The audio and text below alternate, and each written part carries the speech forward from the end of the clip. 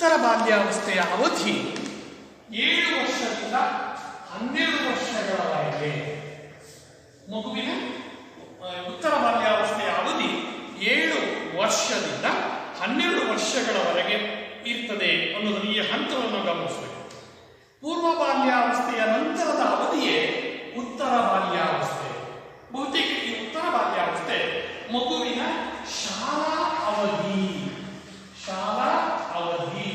ಈಗ ನಾನು ಹೇಳಿದ್ರೆ 5 ವರ್ಷ ಈಗ ಅಡ್ಮಿಷನ್ ಮಾಡ್ಕೊಂಡ್ರೆ 12 ವರ್ಷ ಅಂತಂದ್ರೆ 7ನೇ ತರಗತಿಯವರೆಗೆ ಅದರ ಅವಧಿ ಇರ್ತದೆ. 1ರಿಂದ 7ನೇ ತರಗತಿಯ ಅವಧಿಯನ್ನ ನಾವು ಉತ್ತರ ಬಾಲ್ಯಾವಸ್ಥೆ ಅಂತ ಹೇಳಿ ಕರೀತೇವೆ. ಹಾಗಾಗಿ 7ರಿಂದ 12 ವರ್ಷದ ಅವಧಿಯನ್ನ ನಾವು ಮಗುವಿನ ಉತ್ತರ ಬಾಲ್ಯಾವಸ್ಥೆ ಅಂತ ಹೇಳಿ ಕರೀತೇವೆ. ಇದು ಶಾಲೆಗೆ ಪ್ರವೇಶ ಪಡೆಯುವ ಅವಧಿ ಮತ್ತು ಶಾಲೆಯಲ್ಲಿರುವ ಅವಧಿ. ಅದನ್ನು ನಾನು ಹೇಳಿದ್ದು ಶಾಲಾ ಅವಧಿ. ಹಾಗೆಯೇ ಶಿಕ್ಷಣದ ಪ್ರಾರಂಭಿಕ ಹಂತ ಅದನ್ನು ನಾವು ಕಿರಿಯ ಪ್ರಾಥಮಿಕ ಮತ್ತು ಹಿರಿಯ ಪ್ರಾಥಮಿಕ ಶಾಲೆಯ ಹಂತ ಅಂತ ಹೇಳ್ತೀವಿ. ಹಿರಿಯ ಮತ್ತು ಕಿರಿಯ ಪ್ರಾಥಮಿಕ ಶಾಲೆಯ ಹಂತ ಅಂತ ಕರಿತೇವೆ. ಅದನ್ನು ಒಟ್ಟಿಗೆ ಹೇಳಿದ್ದೆ ನಾನು ನಿಮಗೆ 12 ವರ್ಷಗಳವರೆಗೆ ಅಂತ ಹೇಳಿದ್ರೆ 7ನೇ ತರಗತಿಯವರೆಗೆ ಮಗುವಿನ ಅವಧಿಯನ್ನು ನಾವು ಉತ್ತರ ಬಾಲ್ಯಾವಸ್ಥೆ ಅಂತ ಹೇಳಿ ಕರಿತೇವೆ. ಈ ಹಂತದಲ್ಲಿ ಆಗುವಂತಹ ಬೆಳವಣಿಗೆಯನ್ನ ಪೋಷಕರಾದವರು ತಿಳ್ಕೋಬೇಕು ಮತ್ತು ಶಿಕ್ಷಕರಾದವರು ತಿಳ್ಕೋಬೇಕು. ಯಾಕೆಂತ ಹೇಳಿದ್ರೆ ದಿನದಲ್ಲಿ 6 ಗಂಟೆ ಅವಧಿ ಮಗು ಶಾಲೆಯಲ್ಲಿ ಇರ್ತದೆ. ಆ ಮಗು ಶಾಲೆಯಲ್ಲಿದ್ದಾಗ ಮಗುವಿನ ಬೆಳವಣಿಗೆ ಮತ್ತು ವಿಕಾಸವನ್ನು ಗಮನಿಸಬೇಕಾದದ್ದು ಶಿಕ್ಷಕರ ಜವಾಬ್ದಾರಿ. ಆ ಬೆಳವಣಿಗೆಗೆ ಮತ್ತು ವಿಕಾಸದ ವೇಗಕ್ಕೆ ಅನುಗುಣವಾಗಿ ಶಿಕ್ಷಣವನ್ನು ನೀಡಬೇಕಾದದ್ದು ಶಿಕ್ಷಕನ ಕೆಲಸ, ಕರ್ತವ್ಯ. ಹಾಗಾಗಿ ಶಿಕ್ಷಕ ಒಂದು ವಿಷಯವನ್ನು ಎಷ್ಟರ ಮಟ್ಟಿಗೆ ಆಳವಾಗಿ ತಿಳಿದುಕೊಂಡಿದ್ದಾನೆ ಎನ್ನುವುದು ಎಷ್ಟು ಮುಖ್ಯವೋ ಹಾಗೆಯೇ ಮಗುವನ್ನು ಅರ್ಥ ಮಾಡಿಕೊಳ್ಳಬೇಕಾಗಿರುವುದು ಬಹಳ ಮುಖ್ಯ. ಮಗುವನ್ನು ಅರ್ಥ ಮಾಡಿಕೊಳ್ಳಲಿಕ್ಕೆ ಅವನು ಮನೋವಿಜ್ಞಾನಿಯಾಗಿರಬೇಕು. ಅದಕ್ಕಾಗಿಯೇ ಡಿಡಿಯ ಹಂತದಲ್ಲಿ ಬಿಡಿಯ ಹಂತದಲ್ಲಿ ಒಂದು ವಿಷಯ ಅಧ್ಯಯನಕ್ಕೆ ಗೊತ್ತುಪಡಿಸಿರ್ತಾರೆ. ಅದು ಮಕ್ಕಳ ಮನೋವಿಜ್ಞಾನ, ಚೈಲ್ಡ್ ಸೈಕಾಲಜಿ ಅಂತ ಹೇಳಿ ಕರೀತೇವೆ. ಹಾಗಾಗಿ ಶಿಕ್ಷಕರಾದವರು ಈ ಹಂತದಲ್ಲಿ ಮಗುವಿನ ಬೆಳವಣಿಗೆಯಲ್ಲಿ ವಿವಿಧ ಆಯಾಮಗಳಲ್ಲಿ ಆಗುವಂತ ವಿಕಾಸದ ಪ್ರಮಾಣವನ್ನ ನಾವು ತಿಳ್ಕೊಳ್ಬೇಕಾಗುವಂಥದ್ದನ್ನು ಗಮನಿಸಬೇಕು. ಈ ಹಂತ ಇದೆಯಲ್ಲ 7ರಿಂದ 12 ವರ್ಷಗಳವರೆಗಿನ ಹಂತ ಉತ್ತರ ಬಾಲ್ಯಾವಸ್ಥೆ. ಬಾಲಕ ಬಾಲಕಿಯರಿರುವರಿಗೂ ಒಂದೇ ವಯಸ್ಸು. ಬಾಲಕರಿಗೆ ಮತ್ತು ಬಾಲಕಿಯರಿಬ್ಬರಿಗೂ ಏಕ ರೀತಿಯ ಬೆಳವಣಿಗೆ ಇರುತ್ತದೆ. ಏಕರೀತಿಯ ಬೆಳವಣಿಗೆ, ಹಾಗೆಯೇ ಸಮಾನತೆಯ ಬೆಳವಣಿಗೆ ಅಂತ ಹೇಳಿ ಕರೀತೇವೆ. ಬೆಳವಣಿಗೆಯಲ್ಲಿ ಸಾಮಾನ್ಯವಾಗಿ ಇಬ್ಬರದು ಒಂದೇ ರೀತಿ ಇರ್ತದೆ ಅನ್ನೋದನ್ನು ಕಂಡು ಬರ್ತವೆ ಅನ್ನೋದು. ಹಾಗೆಯೇ ಈ ಹಂತದಲ್ಲಾಗುವಂತಹ ದೈಹಿಕ ಬೆಳವಣಿಗೆಯನ್ನು ಗಮನಿಸಬೇಕು. ದೈಹಿಕ ಬೆಳವಣಿಗೆ ಅಥವಾ ವಿಕಾಸ ಅಂತ ಕರೀತೀವಿ. ಈ ಹಂತದಲ್ಲಿ ಬೆಳವಣಿಗೆ ನಿಧಾನವಾಗಿರುತ್ತದೆ. ಹಾಗಂದ್ರೆ ಏನು ನಿಧಾನವಾಗಿರುತ್ತದೆ ಅಂತ ಹೇಳಿದ್ರೆ ಅದನ್ನು ಯಾವುದಕ್ಕೆ ಹೋಲಿಸಿ ಹೇಳ್ತೇವೆ ಅಂತ ಹೇಳಿದ್ರೆ ಪೂರ್ವ ಬಾಲ್ಯಾವಸ್ಥೆಯಲ್ಲಿ ಮಗುವಿನ ದೇಹದ ಬೆಳವಣಿಗೆ ವೇಗವಾಗಿ ಆಗುತ್ತದೆ, ಶೀಘ್ರವಾಗಿ ಆಗುತ್ತದೆ. ಆದರೆ ಉತ್ತರ ಬಾಲ್ಯಾವಸ್ಥೆಯಲ್ಲಿ ಬೆಳವಣಿಗೆ ನಿಧಾನವಾಗಿ ಸಾಗುತ್ತದೆ. ಹಾಗೆಯೇ ನಾನು ಹೇಳಿದ ಬಾಲಕ ಬಾಲಕಿಯರಿಗೆ ಏಕ ಪ್ರಕಾರವಾಗಿರುತ್ತದೆ. ಬಾಲಕರ ಬೆಳವಣಿಗೆಯ ವೇಗದಲ್ಲಿಯೇ ಬಾಲಕಿಯರ ಬೆಳವಣಿಗೆಯ ವೇಗವೂ ಇರುತ್ತದೆ. ಆದ್ದರಿಂದ ಇಬ್ಬರಿಗೂ ಬಾಲಕ ಬಾಲಕಿಯರು ಇರುವರಿಗೂ ಬೆಳವಣಿಗೆಯ ವೇಗ ಒಂದೇ ರೀತಿ ಆಗಿರುತ್ತದೆ ಅನ್ನೋದನ್ನು ಗಮನಿಸ್ತೇವೆ. ಹಾಗೆಯೇ ಈ ಹಂತದಲ್ಲಿ ಎಲ್ಲ ಅಂಗಾಂಗಗಳ ಬೆಳವಣಿಗೆ ಏನು, ಎಲ್ಲ ಅಂಗಾಂಗಗಳ ಬೆಳವಣಿಗೆಯಲ್ಲಿ ಏಕ ಪ್ರಕಾರತೆ ಇರುತ್ತದೆ. ಏಕ ಪ್ರಕಾರತೆ ಅವರ ಕೈಗಳ ಬೆಳವಣಿಗೆ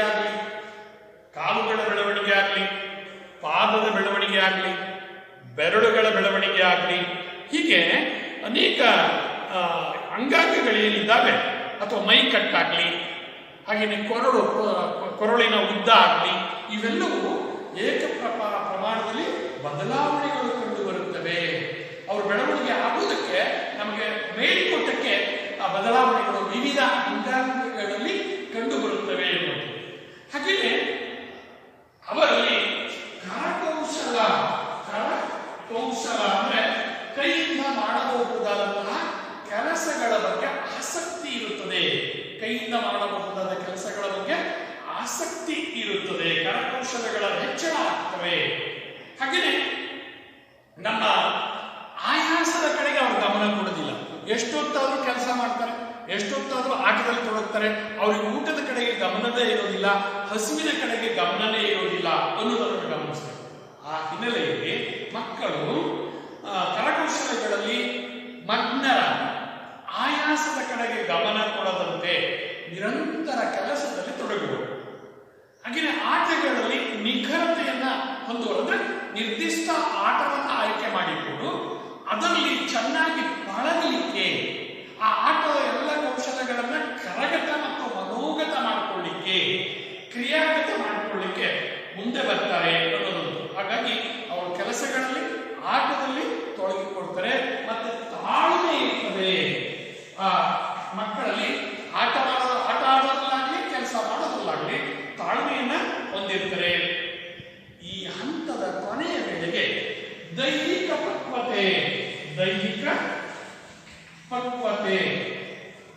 ಹೊಂದುವರು ಅಥವಾ ಲೈಂಗಿಕ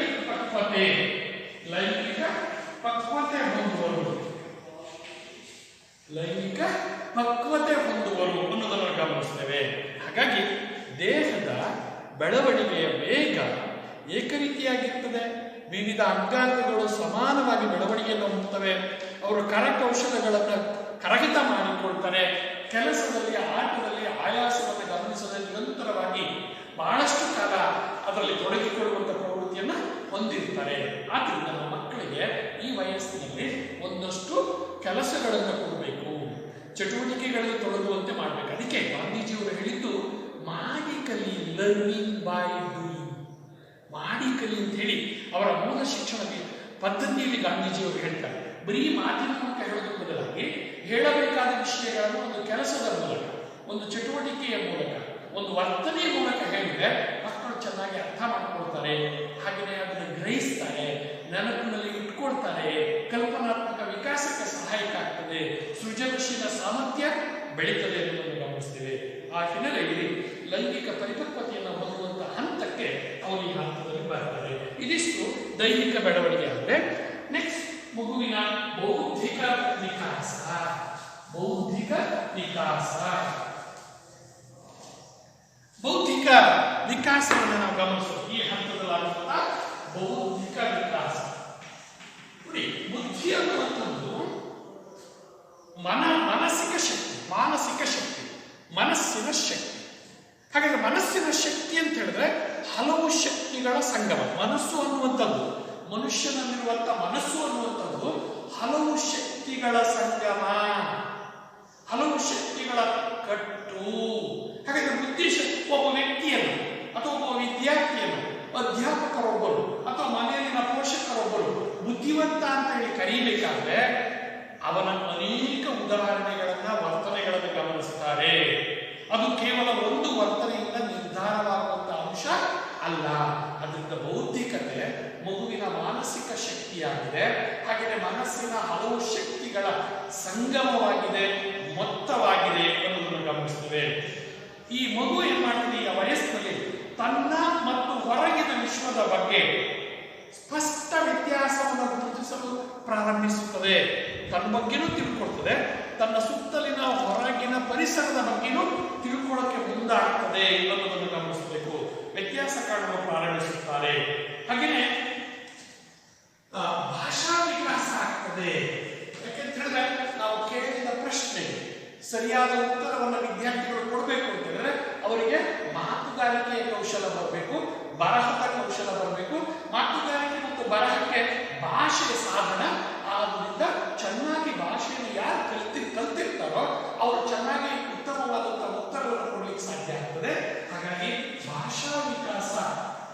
ಸ್ಪಷ್ಟವಾಗಿ ಆಗ್ತದೆ ಅನ್ನೋದು. ಹಾಗೆಯೇ ಕ್ರಿಯಾಪದದ ಸಂಪತ್ತು ಹೆಚ್ಚಳವಾಗುತ್ತದೆ. ಕ್ರಿಯಾಪದದ ಸಂಪತ್ತು ಹೆಚ್ಚಳವಾಗ್ತದೆ ಅನ್ನೋದನ್ನು ಗಮನಿಸ್ತೇವೆ. ಹಾಗೆ ಮತ್ತೆ ಜೊತೆಗೆ ಕಲಿಕೆಯ ಸಾಮರ್ಥ್ಯ ಹೆಚ್ಚುತ್ತದೆ.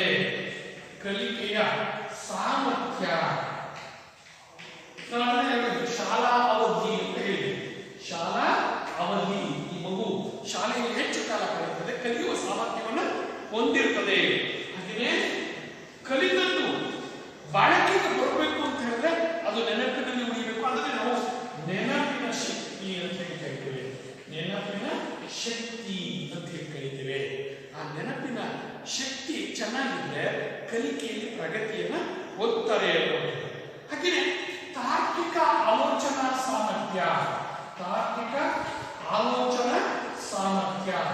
ಏಕೆ, ಏನು, ಹೇಗೆ, ಎಲ್ಲಿ ಅನ್ನುವಂತಹ ಪ್ರಶ್ನೆಗಳನ್ನು ಹಾಕಿಕೊಂಡು ಅದಕ್ಕೆ ಉತ್ತರವನ್ನು ಕಂಡುಕೊಳ್ಳುವಂತಹ ಪ್ರಯತ್ನವನ್ನು ಮಗು ಮಾಡುತ್ತದೆ ಅನ್ನುವಂಥದ್ದು.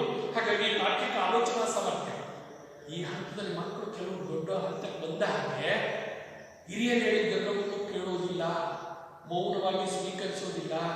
ಏಕೆ, ಏನು, ಹೇಗೆ, ಎಲ್ಲಿ ಅನ್ನೋ ಪ್ರಶ್ನೆಗಳನ್ನು ಕೇಳ್ತದೆ. ನಂತರ ತನಗೆ ಒಪ್ಪಿಗೆ ಆದರೆ ಹಿರಿಯರ, ಶಿಕ್ಷಕರ ಅಭಿಪ್ರಾಯಗಳನ್ನ ಸ್ವೀಕರಿಸುತ್ತದೆ, ಸಂಗ್ರಹಿಸಿಕೊಳ್ತದೆ. ಈ ವೇಳೆಗಾಗಲೇ ಮಗುವಿಗೆ ಪ್ರಶ್ನಿಸುವ ಮನೋಭಾವ ಬಂದಿರುತ್ತದೆ ಮತ್ತು ವಿಶ್ಲೇಷಿಸುವ ಸಾಮರ್ಥ್ಯ, ಪ್ರಶ್ನಿಸುವ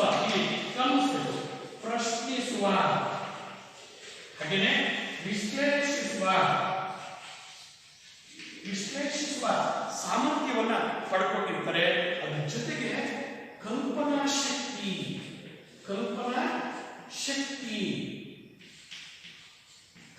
ಶಕ್ತಿ ಬೆಳೆದಿರ್ತದೆ. ಅದಕ್ಕಾಗಿ ನಾವು ಮಕ್ಕಳಿಗೆ ಒಂದಷ್ಟು ಕಲ್ಪನಾ ಶಕ್ತಿ ವಿಕಾಸಕ್ಕಾಗಿ ಕಥೆಗಳನ್ನ ಹೇಳಬೇಕಾಗ್ತದೆ.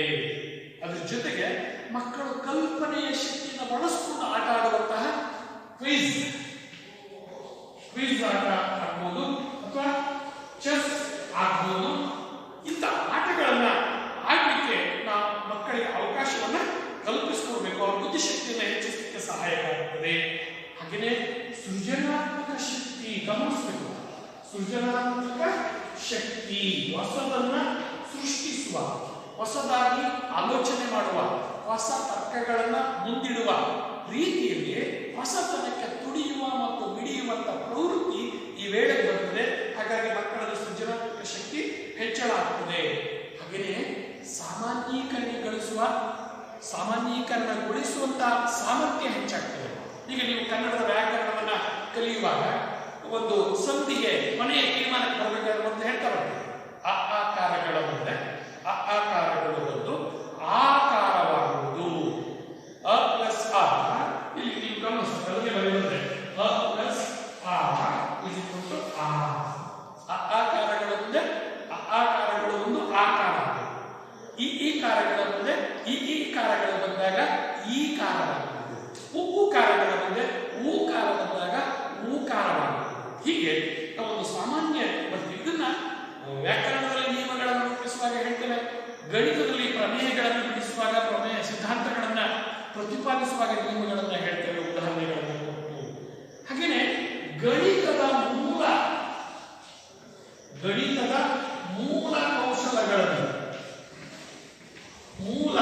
ಕೌಶಲಗಳನ್ನು ಕಲಿತಿರ್ತಾರೆ. ಏನದು ಗಣಿತದ ಮೂಲ ಕೌಶಲಗಳು ಅಂತ ಹೇಳಿದ್ರೆ ಸಂಕಲನ, ವ್ಯವಕಲನ, ಹಾಗೆಯೇ ಗುಣಾಕಾರ, ಭಾಗಾಕಾರ ಮುಂತಾದಂತಹ ಗಣಿತದ ಮೂಲಭೂತ ಪ್ರಕ್ರಿಯೆಗಳನ್ನು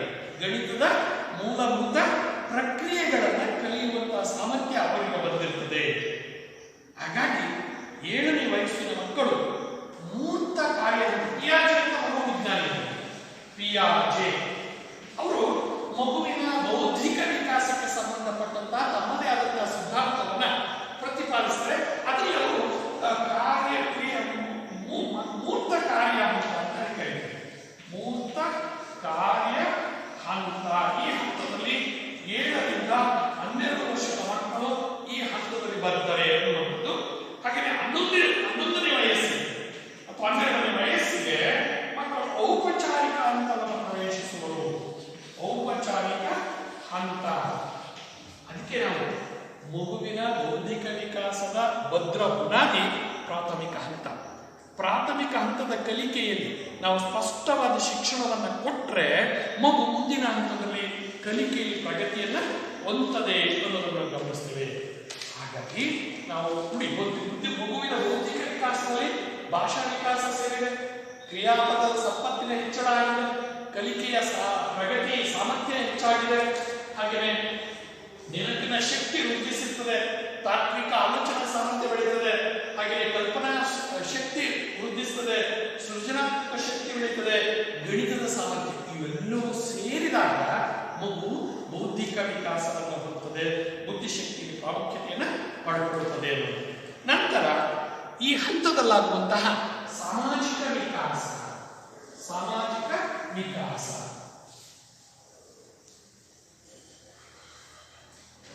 ಈ ಹಂತದಲ್ಲಿ ಸಾಮಾಜಿಕ ವಿಕಾಸ ಮಗು ಸಮಾಜ ಜೀವಿ. ನಿಮಗೆ ಗೊತ್ತಿದೆ, ಮನೆಯ ಕುಟುಂಬದ ಸದಸ್ಯರ ಜೊತೆಗೆ ಸಾಮಾಜಿಕ ಸಂಬಂಧವನ್ನು ಹೊಂದಿರುತ್ತದೆ. ಹಾಗೆಯೇ ಶಾಲೆಗೆ ಬಂದರೆ ತನ್ನ ತರಗತಿಯ ಓರಗೆಯವರ ಜೊತೆಗೆ, ಸಹಪಾಠಿಗಳ ಜೊತೆಗೆ ಸಾಮಾಜಿಕ ಸಂಬಂಧವನ್ನು ಬೆಳೆಸುತ್ತಿದೆ. ನೋಡಿ, ಇಲ್ಲಿ ಕುಟುಂಬದ ಸದಸ್ಯರು ಮೊದಲು ಆ ಮಗು ಬರದೆ ಕುಟುಂಬದ ಸದಸ್ಯರ ಸಂಪರ್ಕ, ಹಾಗೆಯೇ ನೆರೆಹೊರೆಯವರ, ಅಕ್ಕಪಕ್ಕದ ಹೊರೆಯವರ, ಅಕ್ಕಪಕ್ಕದ ನೆರೆಹೊರೆಯವರ ಸಂಪರ್ಕ. ಅದು ತಮ್ಮ ವಯಸ್ಸಿನವರಾಗಬಹುದು, ಕಿರಿಯರಾಗಬಹುದು. ಹಾಗೆಯೇ ಮತ್ತೆ ಶಾಲೆ ಬಂದ್ರೆ ಶಾಲಾ ಸಹಪಾಠಿಗಳು, ಸ್ನೇಹಿತರು ಅಥವಾ ಗೆಳೆಯರು, ಹೀಗೆ ನಾವು ಅವರ ಸಾಮಾಜಿಕ ವಿಕಾಸ ಜಾಸ್ತಿ ಆಗ್ತಾ ಹೋಗ್ತದೆ, ಅವರ ಸಾಂಘಿಕ ಗುಣ ವಿಕಾಸವಾಗ್ತಾ ಹೋಗ್ತದೆ. ಹಾಗಾಗಿ ಗುಂಪು ದೊಡ್ಡದಾದ ಹಾಗೆ ಅವರಲ್ಲಿ ಸಾಮಾಜಿಕ ಗುಣಗಳು ವಿಕಾಸವನ್ನು ಹೊಂದುತ್ತವೆ ಅನ್ನುವುದನ್ನು ಗಮನಿಸ್ತೇವೆ.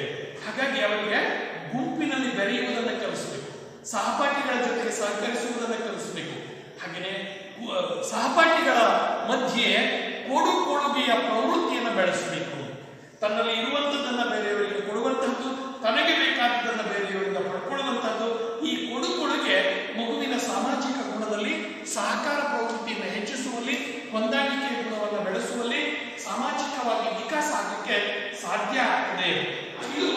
ಇದನ್ನು ನಾವು ಕೂಟ ಯುಗ ಅಂತ ಕರೀತೇವೆ. ಮಗು ಯಾವಾಗಲೂ ಒಂಟಿಯಾಗಿ ಇರಲಿಕ್ಕೆ ಇಚ್ಛೆ ಪಡುವುದಿಲ್ಲ. ಏನ್ ಮಾಡ್ತದೆ ಮಗು? ಹಾಗಾದ್ರೆ ಗುಂಪಿನಲ್ಲಿ ಇರಲಿಕ್ಕೆ ಬಯಸ್ತದೆ, ಸ್ನೇಹಿತರ ಜೊತೆಗೆ ಬೆರೀಲಿಕ್ಕೆ ಬಯಸ್ತದೆ, ಗುಂಪಿನಲ್ಲಿ ಆಟ ಆಡಲಿಕ್ಕೆ ಬಯಸ್ತದೆ ಅನ್ನೋದನ್ನು ಗಮನಿಸ್ತದೆ.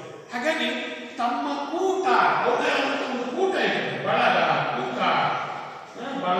ಸಂಘ, ಗುಂಪು, ಇವುಗಳನ್ನು ತಂಡ ಅಂತ ಹೇಳಿದ್ದಾರೆ. ತಂಡದಲ್ಲಿ ಇರಲಿಕ್ಕೆ, ಗುಂಪಿನಲ್ಲಿ ಇರಲಿಕ್ಕೆ ಬಯಸ್ತಾರೆ. ಮತ್ತು ಗುಂಪಿನ ಸದಸ್ಯನಾದ ಮೇಲೆ ಆ ಸಮೂಹದ, ಆ ಗುಂಪಿನ, ಆ ತಂಡದ ನಿಯಮಗಳನ್ನು ತಿಳ್ಕೊಳ್ತದೆ.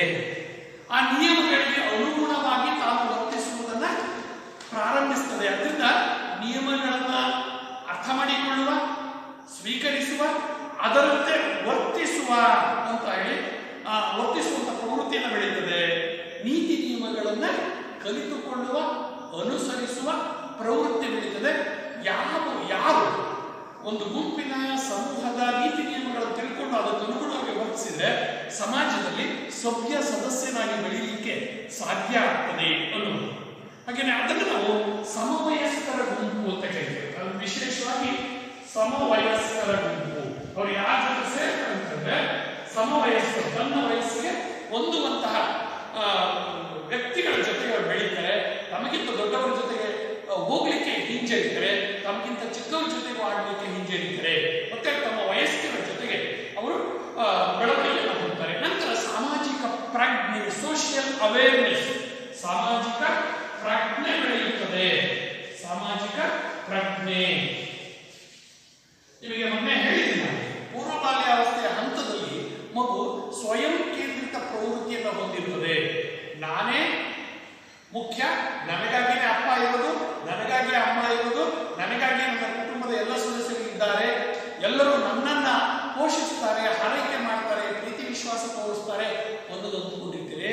ಆದ್ರೆ ನಾವು ಅವರಿಗೆ ವಾಪಸ್ ಕೊಡಬೇಕು ಪ್ರೀತಿ ವಿಶ್ವಾಸವನ್ನ ಅನ್ನೋದನ್ನು ಮರೆತಿರ್ತೇವೆ. ಆದ್ರೆ ನಿಧಾನಕ್ಕೆ ಈ ಹಂತದಲ್ಲಿ ಬೆಳೆದಾಗ ಸಾಮಾಜಿಕ ಪ್ರಜ್ಞೆ ಬೆಳೆಯುತ್ತದೆ ಅನ್ನುವುದು. ಹಾಗೇನೆ ಇವರು ತಮ್ಮ ಸಮವಯಸ್ಕರು ಕಟ್ಟಿಕೊಂಡಿರುವಂತಹ ಗುಂಪಿನ ನೀತಿ ನಿಯಮಗಳನ್ನು ಒಪ್ಕೊಳ್ತಾರೆ.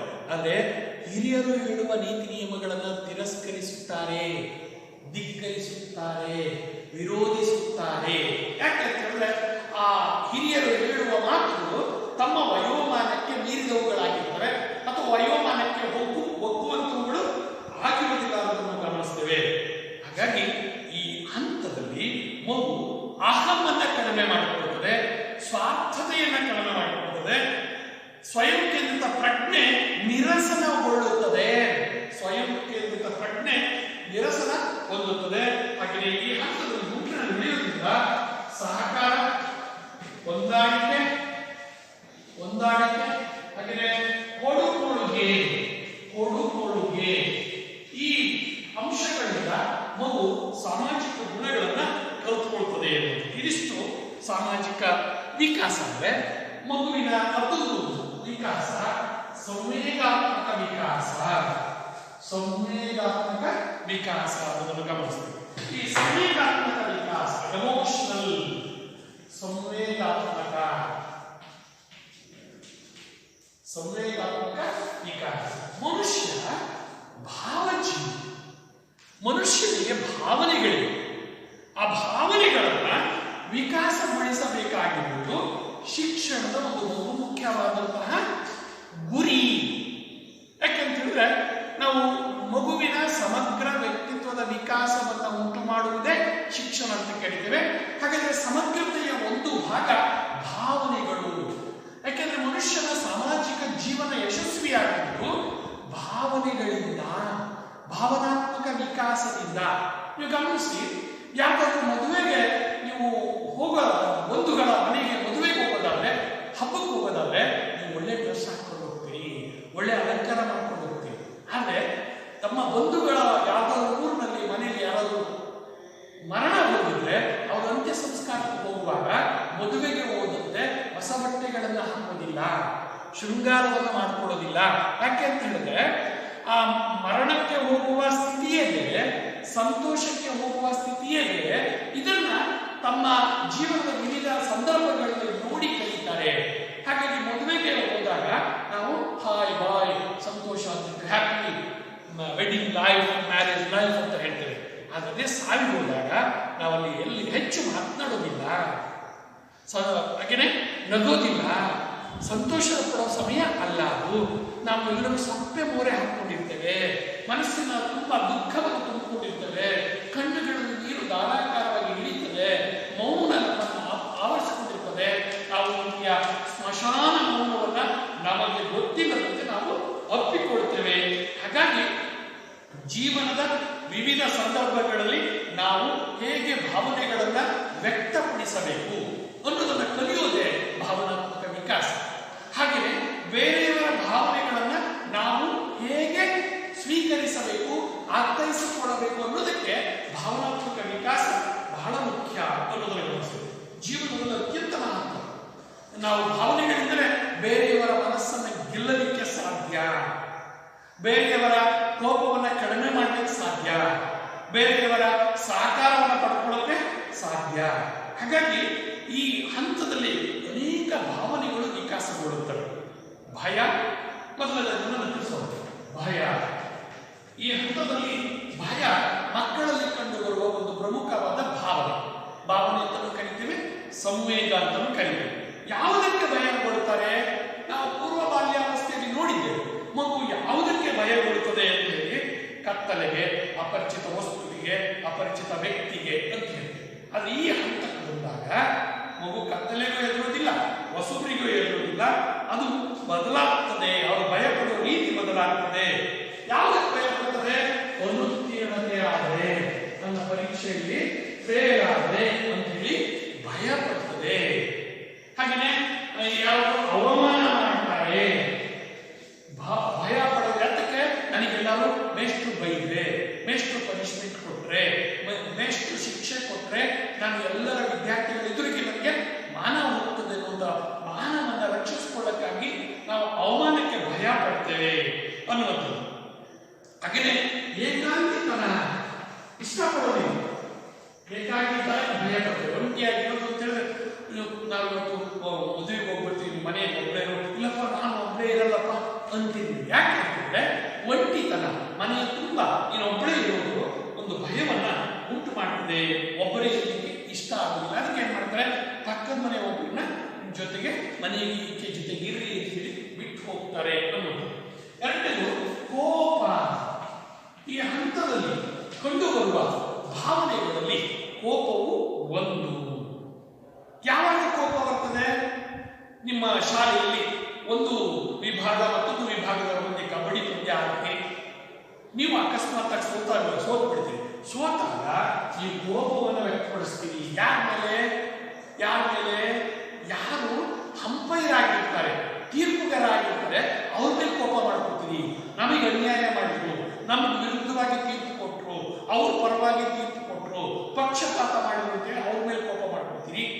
ಅಥವಾ ನಮ್ಮೆಷ್ಟು ನಮಗೆ ಸರಿಯಾಗಿ ಕಲಿಸ್ತಿಲ್ಲ ಅಂತೇಳಿ ಆಟಕ್ಕೆ ತರಬೇತಿ ಕೊಟ್ಟಂತ ಶಿಕ್ಷಕರನ್ನ ಮೇಲೆ ನಾವು ಕೋಪ ಮಾಡ್ಕೊಳ್ತೇವೆ. ಹಾಗಾಗಿ ಈ ಹಂತದಲ್ಲಿ ಕೋಪ ವ್ಯಕ್ತವಾಗುವಂತಹ ರೀತಿ ಇದೆಯಲ್ಲ ಅದು. ಹಾಗೆಯೇ ಯಾವ ನಮ್ಮನ್ನ ಅಣಕಿಸಿದಾಗ ಕೋಪಗೊಳ್ತೇವೆ. ಹಾಗೆಯೇ ಸೋತಾಗ ನಾವು ಕೋಪವನ್ನು ವ್ಯಕ್ತಪಡಿಸ್ತೇವೆ. ಹಾಗೆಯೇ ನಮ್ಮ ಕೆಲಸಗಳ ಮಧ್ಯೆ ಯಾರಾದರೂ ಮಧ್ಯೆ ಪ್ರವೇಶಿಸಿದ್ರೆ ನಾವು ಮಾಡೋ ಕೆಲಸದಲ್ಲಿ ಯಾರಾದರೂ ಮಧ್ಯೆ ಭಾಗವಹಿಸಿದ್ರೆ ಬಹುತೇಕ ನಾವು ಅದನ್ನ ಹಾಗೆ ಮೂಗು ತೂರಿಸಿದ್ರೆ, ನಮ್ಮ ವಿಷಯದಲ್ಲಿ ಯಾರಾದರೂ ಮೂಗು ತೂರಿಸಿದ್ರೆ ನಾವು ಮೂಗಿನ ಮೇಲೆ ಕೋಪವನ್ನು ವ್ಯಕ್ತಪಡಿಸ್ತೇವೆ. ಮೂಗಿನ ತುದಿಯಲ್ಲಿ ಕೋಪ ಇರ್ತದೆ ಅನ್ನೋದು. ಆ ಕೋಪ ವ್ಯಕ್ತಪಡಿಸಬೇಕು, ಅದು ಸೂಕ್ತವಾಗಿ ವ್ಯಕ್ತವಾಗಬೇಕು. ಸೂಕ್ತ ವ್ಯಕ್ತಿಯ ಮೇಲೆ ಸೂಕ್ತ ಸ್ಥಳದಲ್ಲಿ ಸೂಕ್ತ ಪ್ರಮಾಣದಲ್ಲಿ ವ್ಯಕ್ತ ಆದರೆ ಅದು ಆರೋಗ್ಯಕರ. ಆದರೆ ಅದು ಅತಿಯಾದರೆ ಒಮ್ಮೊಮ್ಮೆ ನಮ್ಮ ಮತ್ತು ಬೇರೆಯವರ ಬಗ್ಗೆ ದ್ವೇಷವನ್ನು ಹುಟ್ಟಿಸ್ತದೆ, ಶತ್ರುತ್ವವನ್ನು ಹುಟ್ಟಿ ಹಾಕ್ತದೆ ಅನ್ನೋದನ್ನು ನಾವು ಗಮನಿಸಬೇಕು. ನಂತರದ್ದು ಅಸೂಯೆ. ಕೋಪದ ಆದ್ಮೇಲೆ ಮತ್ತೊಂದು ಈ ಹಂತದಲ್ಲಿ ಕಾಣುವಂತಹ ಒಂದು ಭಾವನೆ ಅಂತ ಹೇಳಿದ್ರೆ ಅಸೂಯೆ. ಯಾವಾಗ ಅಸೂಯೆ ಆಗುತ್ತೆ? ನನಗಿಂತ ಬೇರೆಯವರು ಒಳ್ಳೆ ಡ್ರೆಸ್ ಹಾಕೊಂಡು ಬಂದಾಗ, ಒಳ್ಳೆ ಚಪ್ಪಲಿ ಹಾಕೊಂಡು ಬಂದಾಗ, ಅಥವಾ ಇನ್ನೊಂದು ಉದಾಹರಣೆ ಕೊಡಿದ್ರೆ ಪ್ರಗತಿಯ ಪರೀಕ್ಷೆಯಲ್ಲಿ ನನಗಿಂತ ಬೇರೆಯವರು ಹೆಚ್ಚು ಅಂಕ ಗಳಿಸಿದಾಗ, ಗಮನಿಸಿ, ಆಟದಲ್ಲಿ ಬೇರೆಯವರು ಹೆಚ್ಚು ಅಂಕಗಳನ್ನ ಸಾಧನೆ ಮಾಡಿದಾಗ, ನಿನ್ನನ್ನ ಹೊರತುಪಡಿಸಿ ಬೇರೆಯವರನ್ನ ಹೆಚ್ಚು ಹೊಗಳಿದಾಗ, ಬೇರೆಯವರಿಗೆ ಬಹುಮಾನ ಬಂದಾಗ ನಾವು ಅಸೂಯೆಯನ್ನು ವ್ಯಕ್ತಪಡಿಸ್ತೇವೆ. ಹಾಗಾಗಿ ನಾವು ಇತರೆಯವರಂತೆ ಆಗಬೇಕು ಅಂತ ಬಯಸಬೇಕೇ ಹೊರತು ಅವರಿಗೆ ಬಹುಮಾನ ಬಂದದ್ದಕ್ಕೆ, ಅವರಿಗೆ ಪ್ರಶಂಸೆ ಸಿಕ್ಕಿದ್ದಕ್ಕೆ, ಅವರು ಸಾಧನೆ ಅಥವಾ ಜಯಶೀಲರಾಗಿದ್ದಕ್ಕೆ ನಾವು ಅಸೂಯೆ ಪಡಬಾರದು ಎನ್ನುವುದನ್ನು ಮಕ್ಕಳಿಗೆ ತಿಳಿಸಿ ಹೇಳಬೇಕು. ನೀನು ಮುಂದಿನ ಪರೀಕ್ಷೆಯಲ್ಲಿ ಅವರಿಗಿಂತ ಹೆಚ್ಚು ಅಂಕವನ್ನು ಗಳಿಸಿದರೆ ನಿಮ್ಮನ್ನು ಸಹ ಹೊಗಳುತ್ತಾರೆ, ಪ್ರಶಂಸಿಸುತ್ತಾರೆ, ಹೆಚ್ಚು ಅಂಕಗಳನ್ನು ಒಳಗೊಂಡ ಪಟ್ಟಿಯನ್ನು ಕೊಡ್ತಾರೆ. ನಂತರ ಪ್ರೀತಿ ವಾತ್ಸಲ್ಯ. ಇದು ಶಿಕ್ಷಕ ವಿದ್ಯಾರ್ಥಿಗಳನ್ನು ಪ್ರೀತಿಸಬೇಕು ಅಂತ ಹೇಳ್ತೇವೆ. ಅಂದ್ರೆ ಅವರ ಆಸಕ್ತಿಗಳನ್ನು, ಅವರ ಮನೋಧೋರಣೆಗಳನ್ನು, ಅವರ ಮೌಲ್ಯಗಳನ್ನ ನಾವು ಸೂಕ್ತವಾಗಿದ್ದರೆ ಒಪ್ಪಿಕೊಳ್ಳುವ, ಸೂಕ್ತವಾಗಿದ್ದರೆ ಅದನ್ನ ಪ್ರೇರೇಪಿಸುವ, ಸ್ಫೂರ್ತಿಯನ್ನು ನೀಡುವ, ಪ್ರೋತ್ಸಾಹಿಸುವ ಅಂಶಗಳನ್ನ ಬೆಳೆಸಬೇಕು. ಹಾಗೆಯೇ ಪ್ರೀತಿ ವಾತ್ಸಲ್ಯ ಒಮ್ಮುಖ ಆಗಿರಬಾರದು. ಶಿಕ್ಷಕರು ವಿದ್ಯಾರ್ಥಿಗಳನ್ನು ಪ್ರೀತಿಸಿದ್ರೆ ವಿದ್ಯಾರ್ಥಿಗಳು ಶಿಕ್ಷಕರನ್ನು ಪ್ರೀತಿಸ್ತಾರೆ. ತಂದೆ ತಾಯಿಗಳು ಮಕ್ಕಳನ್ನು ಪ್ರೀತಿಸಿದ್ರೆ ಮಕ್ಕಳು ತಂದೆ ತಾಯಿಗಳನ್ನು ಪ್ರೀತಿಸ್ತಾರೆ. ಹಾಗಾಗಿ ಈ ಪ್ರೀತಿ ವಿಶ್ವಾಸ ಅನ್ನುವಂಥದ್ದು ಒಂದು ರೀತಿಯ ಸಾಮಾಜಿಕ ಕೊಡುಕೊಡುಗೆ, ಭಾವನಾತ್ಮಕ ಕೊಡುಕೊಡುಗೆ. ನೋಡಿ, ಸಾಮಾಜಿಕವೂ ಹೌದು, ಭಾವನಾತ್ಮಕವೂ ಹೌದು ಅನ್ನೋದನ್ನು ಗಮನಿಸಬೇಕು. ಹಾಗಾಗಿ ಮಕ್ಕಳು ಪೋಷಕರನ್ನು ಪ್ರೀತಿಸಿದರೆ ಪೋಷಕರು ಮಕ್ಕಳಿಗೆ ಪ್ರತಿಯಾಗಿ ಪ್ರೀತಿಯನ್ನ ಧಾರೆ ಎರೆಯಬೇಕು. ಆ ಪ್ರೀತಿಯೇ ಮಕ್ಕಳನ್ನು ಸರಿದಾರಿಗೆ ತರಲಿಕ್ಕೆ ಸಹಾಯಕ ಆಗ್ತದೆ. ಹಾಗಾಗಿ ನಾವು ಮಕ್ಕಳ ಅಲ್ಲಿ ಪ್ರೀತಿ ವಿಶ್ವಾಸವನ್ನು ಬೆಳೆಸಬೇಕು.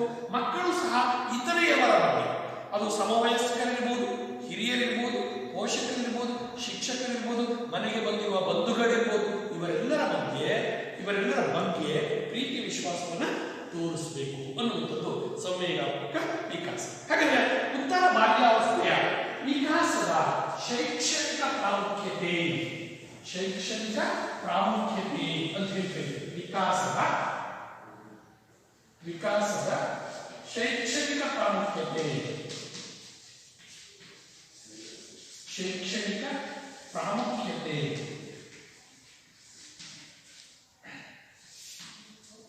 ಎಜುಕೇಶನಲ್ ಇಂಪಾರ್ಟೆನ್ಸ್ ಏನು? ನಿಮಗೆ ಗೊತ್ತಿದೆ, ಈ ಉತ್ತರ ಬಾಲ್ಯಾವಸ್ಥೆಯ ಅವಧಿ 7 ರಿಂದ 12 ವರ್ಷದವರೆಗಿನದು ಅಂತ ಹೇಳಿ. ಹಾಗಾದ್ರೆ ಈ ಹಂತದಲ್ಲಿ ಶಿಕ್ಷಕರ ಪಾತ್ರ ಹೆಚ್ಚು. ಮಗುವಿನ ವ್ಯಕ್ತಿತ್ವದ ವಿಕಾಸದಲ್ಲಿ ಪೋಷಕರಿಗಿಂತ ಶಿಕ್ಷಕರ ಪಾತ್ರ ಹೆಚ್ಚು ಮತ್ತು ಶಾಲೆಯ ಪಾತ್ರ ಪ್ರಧಾನ. ಹಾಗಾದ್ರೆ ಈ ಹಂತದಲ್ಲಿ ಮಗುವಿನ ದೈಹಿಕ, ಬೌದ್ಧಿಕ, ಸಾಮಾಜಿಕ, ಸಂವೇಗಾತ್ಮಕ ವಿಕಾಸಗಳನ್ನ ಗಮನದಲ್ಲಿಟ್ಟುಕೊಂಡು ಅವುಗಳ ಬೆಳವಣಿಗೆಗೆ ಅಧ್ಯಾಪಕ ಯಾವ ಕ್ರಮಗಳನ್ನು ಕೈಗೊಳ್ಳಬೇಕು, ವಿದ್ಯಾರ್ಥಿಗಳ ಜೊತೆಗೆ ಹೇಗೆ ವರ್ತಿಸಬೇಕು ಅನ್ನೋದನ್ನು ತಿಳ್ಕೊಳ್ಬೇಕು ಅಂತ ಹೇಳಿದ್ರೆ, ಈ ಹಂತದಲ್ಲಿ ಪೋಷಕರ ಮೊದಲನೇ ಜವಾಬ್ದಾರಿ ಪೋಷಕರು. ಅದು ಯಾವತ್ತೂ ಇದ್ದೇ ಇರುತ್ತೆ, ಯಾಕೆಂದ್ರೆ ಅವ್ರ ಮನೆಯಲ್ಲಿ ಹೆಚ್ಚು ಕಾಲ ಪೋಷಕರ ಜೊತೆಗೆ ಇರ್ತಾರೆ. ಈ ಹಂತದಲ್ಲಿ ಮಗುವಿನ ಆರೋಗ್ಯದ ಕಡೆಗೆ ಹೆಚ್ಚು ಕಾಳಜಿಯನ್ನು ವಹಿಸಬೇಕು. ಹಾಗೆಯೇ ಆ ಮಗುವಿನ ಆರೋಗ್ಯ ಇದೆಯಲ್ಲ, ಅದು ಮತ್ತು ಶಿಕ್ಷಣ ಇವೆರಡು ಮಗುವಿನ ಮೂಲಭೂತ ಹಕ್ಕು. ಅದರಲ್ಲೂ ಈಗ ಉದಾಹರಣೆಗೆ ಕೊರೋನಾ ಬಂದಾಗ ಶಾಲಾ ಕಾಲೇಜುಗಳ ತರಗತಿಗಳು ಪ್ರಾರಂಭವಾಗಿಲ್ಲ, ಮಕ್ಕಳು ಮನೆಯಲ್ಲಿದ್ದಾರೆ. ಹಾಗಾದರೆ ಶಾಲಾ ಕಾಲೇಜುಗಳನ್ನು ಯಾವಾಗ ಪ್ರಾರಂಭಿಸಬೇಕು, ಮಕ್ಕಳನ್ನ ಯಾವಾಗ ಶಾಲೆಗೆ ಕಳುಹಿಸಬೇಕು ಅನ್ನೋದ್ರಲ್ಲಿ ಯಾರದು ಪಾತ್ರ ಹೆಚ್ಚಿದೆ ಅಂತ ಹೇಳಿದ್ರೆ ಪೋಷಕರ ಪಾತ್ರ ಹೆಚ್ಚಿದೆ. ಸುರಕ್ಷತಾ ಕ್ರಮಗಳನ್ನು ತೆಗೆದುಕೊಂಡು ಮಗುವಿನ ಅನಾರೋಗ್ಯಕ್ಕೆ ತೊಂದರೆ ಆಗದ ಹಾಗೆ, ಕೊರೋನಾ ಸಾಂಕ್ರಾಮಿಕವಾಗಿ ಹರಡುವುದನ್ನು ತಡೆಗಟ್ಟುವಂತಹ ರೀತಿಯಲ್ಲಿ ಮಕ್ಕಳು ಸುರಕ್ಷಿತ ಆರೋಗ್ಯವನ್ನು ಹೊಂದಲಿಕ್ಕೆ ಬೇಕಾದ ರೀತಿಯಲ್ಲಿ ನಾವು ಪೋಷಕರು ಜವಾಬ್ದಾರಿಯನ್ನು ತಗೊಳ್ಬೇಕು. ಪೋಷಕರ ಅನುಮತಿ ಇಲ್ಲದೆ ಶಾಲಾ ಕಾಲೇಜುಗಳಿಗೆ ವಿದ್ಯಾರ್ಥಿಗಳನ್ನ ಕೊರೋನಾ ಸಂದರ್ಭದಲ್ಲಿ ಬರುವಂತೆ ಮಾಡುವಂತಿಲ್ಲ ಅನ್ನುವಂಥದ್ದನ್ನ ಸರ್ಕಾರ, ಆರೋಗ್ಯ ಇಲಾಖೆ, ವೈದ್ಯಕೀಯ ಇಲಾಖೆ, ಶಿಕ್ಷಣ ಇಲಾಖೆ ಹೇಳಿದೆ ಅನ್ನೋದನ್ನು ಗಮನಿಸ್ತೇವೆ. ಹಾಗೆಯೇ ಆದ್ದರಿಂದ ಆರೋಗ್ಯದ ಸುರಕ್ಷತಾ ಕ್ರಮಗಳನ್ನು ಕೈಗೊಳ್ಳುವಲ್ಲಿ ಪೋಷಕರ ಪಾತ್ರ ಹೆಚ್ಚು.